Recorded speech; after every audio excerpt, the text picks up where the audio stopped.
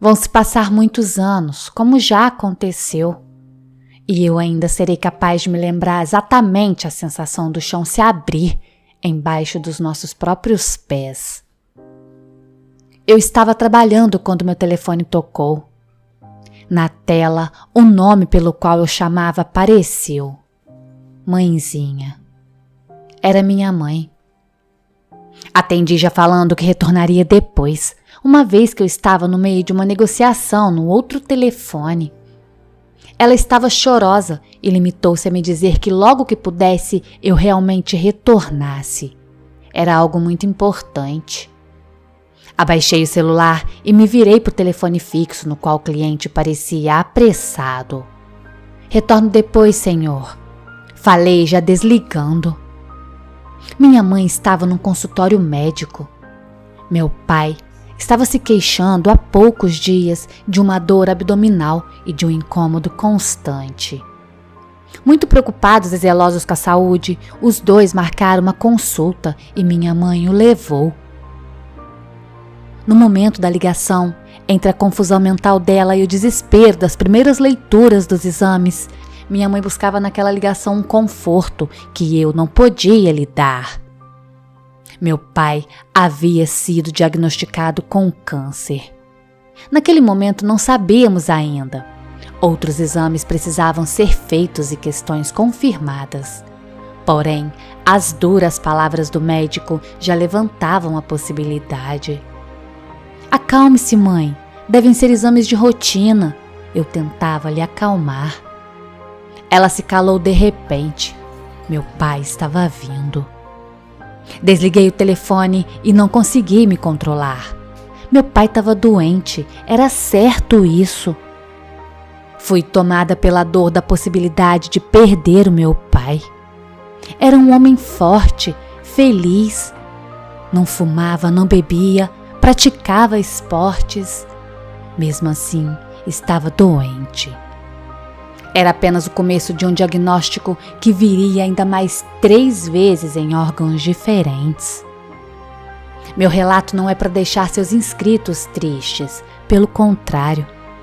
A doença do meu pai me trouxe durante todo o processo a certeza da força que cada ser humano tem. Começou na próstata, que com cirurgia fomos informados de sua cura. 2 anos depois, ela voltou no estômago. Dessa vez, o meu herói ficou muito debilitado. Perdeu peso, precisou fazer quimioterapia e outros tratamentos. Até que o médico nos informou mais uma vez que o meu pai estava curado. Se eu fechar meus olhos agora, eu ainda sou capaz de ver o sorriso dele quando o médico lhe deu alta da quimioterapia. Minha família sempre foi muito religiosa. A certeza da cura do meu pai era um fato nas nossas vidas. Nunca nos faltou fé, tampouco esperança, exceto numa ocasião. O ano da cura do câncer do estômago dele, nós ficamos ainda mais unidos. Quando a doença chega, junto dela vem questões muito difíceis, sabe? Familiares, financeiras. Meus pais moravam longe e meus irmãos e eu fazíamos o impossível para estar perto. A felicidade de estarmos juntos em mais uma noite de Natal era inexplicável. 1 ano depois da cura do segundo câncer, a metástase se mostrou no fígado. Meu pai começou então a dar os primeiros sinais de cansaço. Minha mãe começou a se questionar se aquilo não seria vontade de Deus. Meus irmãos se desesperaram e eu me revoltei. Eu havia cortado meio metro do cabelo para pagar uma primeira promessa em seu primeiro diagnóstico. No segundo, eu deixei o vício do cigarro para pagar outra promessa. Agora mais um. Não era possível, meu pai não merecia aquilo. Me virei contra tudo que acreditava. Coloquei minha fé em prova. Na fundação, o local onde meu pai tratava, eu tinha ainda mais mágoa de Deus. Ver aquelas crianças em igual situação ao homem que eu tanto amava era cruel demais. Será que Deus não estaria vendo aquilo? Eu percebo que minha vida mudou muito depois da doença do meu pai. Sabe por quê? Eu era uma pessoa que fazia questão de coisas sem sentido. Valorizava cada coisa. Hoje eu valorizo muito as coisas simples da vida. Saúde e família para mim são as coisas mais importantes que existem. Enquanto minha corrida se dava numa via de contramão a Deus, a do meu pai ia de encontro a Ele. Por diversas vezes eu vi meu velho adormecer com o terço na mão, pedindo por uma cura. Eu olhava para aquilo e lamentava a fé dele. Num dia, durante seu tratamento, ele me questionou o motivo de não me ver mais rezando e nem citar Deus, a quem eu citava diariamente. Fiquei muda e apenas balancei a cabeça. Não sabia aquela resposta. Meu pai sorriu, abriu o tablet que gostava de carregar e me mostrou a oração que ele achava mais linda em sua vida. A mesma que hoje eu não consigo ouvir sem me lembrar dele.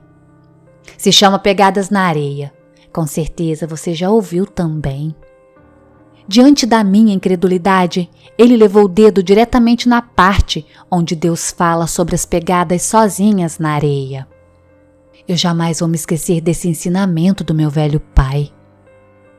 Naquela mesma tarde, descobrimos que o tratamento dele agora seria apenas paliativo.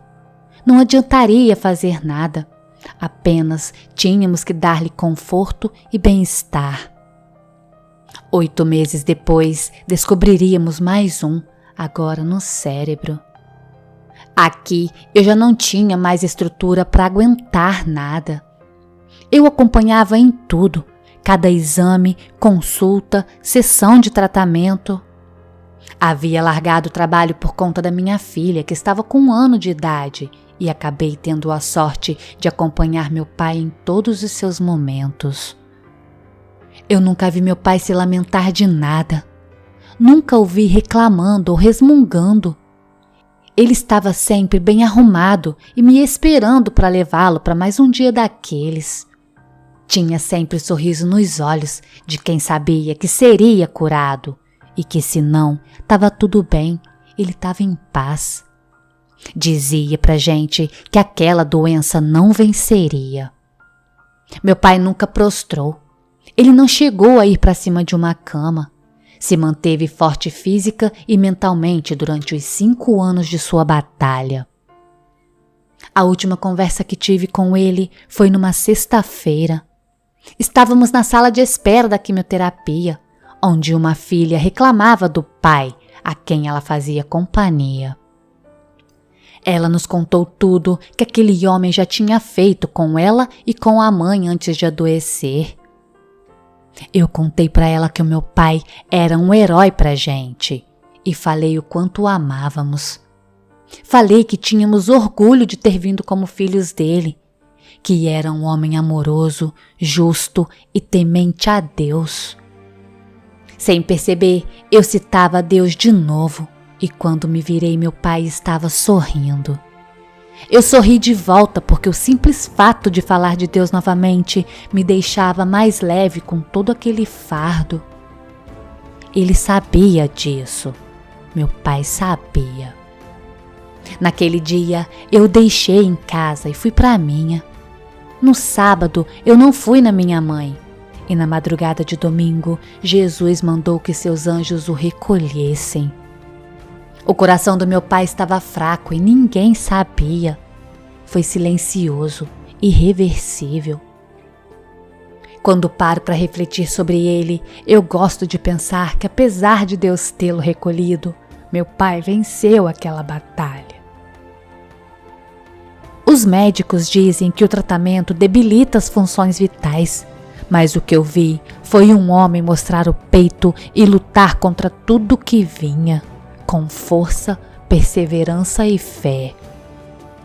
Venceria também a batalha contra o coração se ele não atacasse na calada da noite, bem na surdina. Mas o que ele dizia se cumpriu. Para aquela doença, ele não perdeu.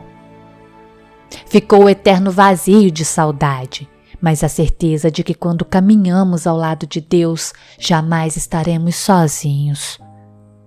Quando algo me desmotiva e me faz perder a esperança, eu me lembro do meu velho pai e de seu ensinamento. Nesta vida, minha filha, podemos perder tudo, menos a fé de que no final tudo dará certo.